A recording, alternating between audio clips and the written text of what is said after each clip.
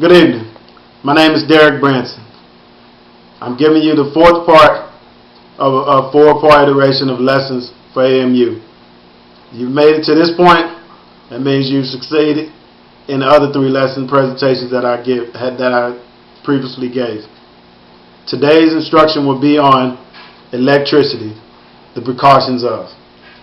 Do you recall the times a news article has begun with the following words: a man was electrocuted today. This statement has been in the news ever since man has had easy access to electricity. All it takes is a split second of inattention or a minor error, and anyone can die from the power of electricity. There's a chance someone would die from electrical shock until people learn to respect electricity and use the utmost caution when working around it. A modern man encounters electricity every day.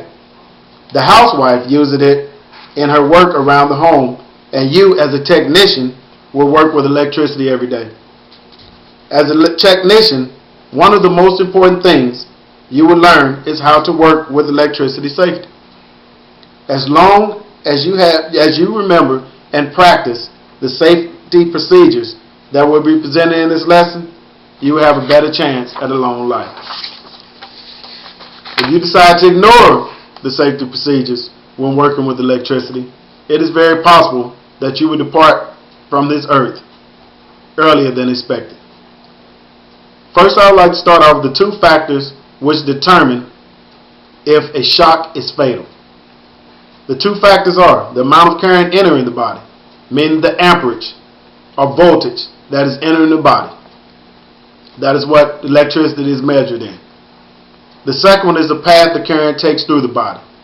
Normally, the path goes from the hand, which is normally the part of the body that's touching the electrical item or the power source, and it grounds itself through the foot.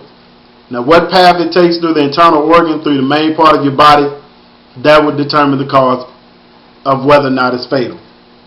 If the current flows through the lungs, the heart, brain, spine, death may be instantaneous. Although the path of current may not be through the vital organs, severe injury is still a major possibility. If current enters the hand and exits the elbow, the tissue between the hand and elbow could be severely burned and the nerves could be destroyed. The muscle could suddenly contract and you could be thrown against an object, causing severe injury. Is there any way to avoid electrical shock? Yes, there are ways to avoid electrical shock. I composed 9 of them. No jewelry.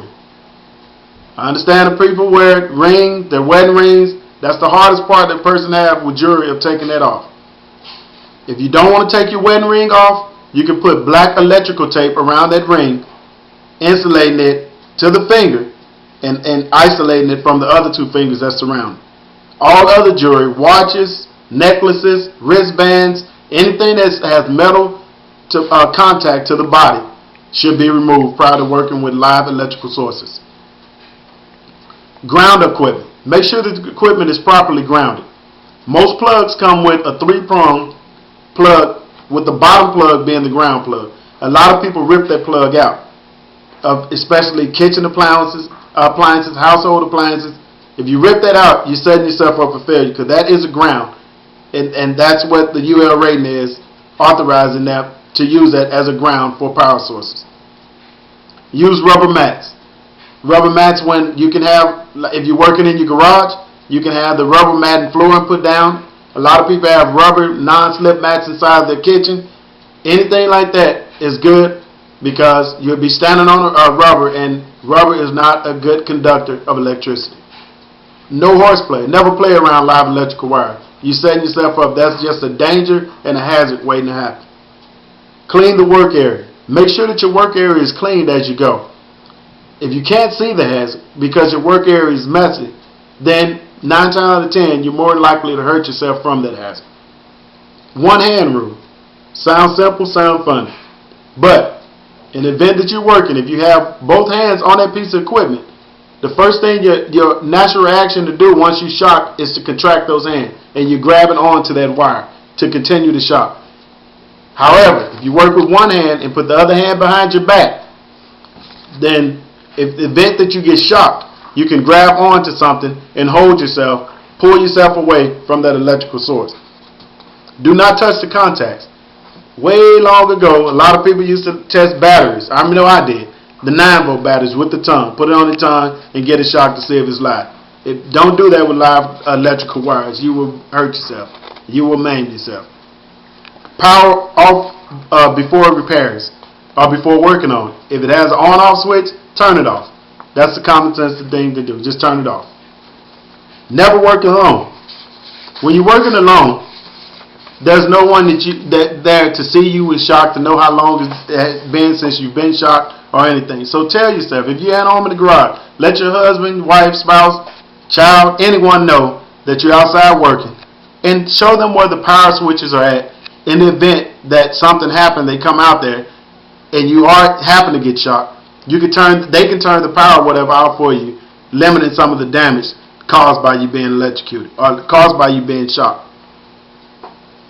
The first move, if you walk past someone that's being shocked, or you come upon a person that's being shocked or electrocuted, the first thing you should do is go to the power source and turn it off. If there's no power source to turn that off, then you want to find a rope, a rod of some kind with wood on it, or anything that you can grab hold of the person that's being shocked or electrocuted and pull them away from that power source, limiting the shock. Do not, at whatever cost, do not touch the person with your own hand. If that person is still being shocked and current is physically in them, if you grab them, that current can find another path through your body, causing injury to the both of you instead of just one. So do not at any cost grab them with your hand.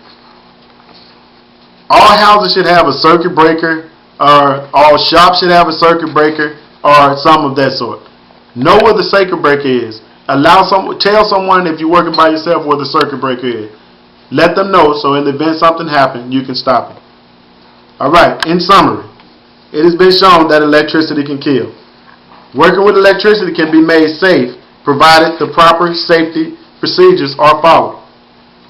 I thank you all for listening to this class, and I enjoyed you all for the 4 presentations, including this one that I've given. And I look forward to working with you all again. Thank you very much.